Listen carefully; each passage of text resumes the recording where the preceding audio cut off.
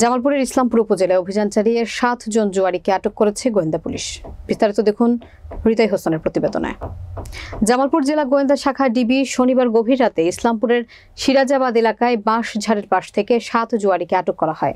আটককৃতরা হলো মৃত গোল বাহারির ছেলে গোলাম রায়হান, মৃত বুধু আকন্দের ছেলে শফিকুল ইসলাম, মৃত নজু শেখের ছেলে আকাশ আলী এবং লিয়াকত আলীর ছেলে জাহাঙ্গীর আলম, মৃত নসিব আলীর ছেলে আকরাম হোসেন, মৃত জালাল শেখের ছেলে রাশেদ, মোহাম্মদ ময়ন আলীর ছেলে রফিজুল মিয়া। প্রত্যেকের গ্রাম সিরাজাবাদ সেকেন্দার পাড়ায়।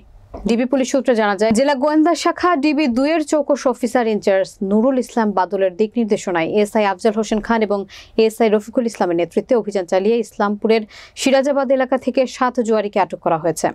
জামালপুর গোয়েন্দা শাখা ডিবি 2-এর ওসি নুরুল ইসলাম বাদল তিনি জানান, 4 জানুয়ারি রাতে গোপন সংবাদের ভিত্তিতে ইসলামপুর উপজেলায় অভিযান চালিয়ে 7 জুয়ারিকে আটক করা হয়েছে। পরে ইসলামপুর থানায় গ্রেফতারকৃতদের বিরুদ্ধে মামলা দায়ের করা হয়। গ্রেফতারকৃতদেরকে জেলা কারাগারে পাঠানো হয়।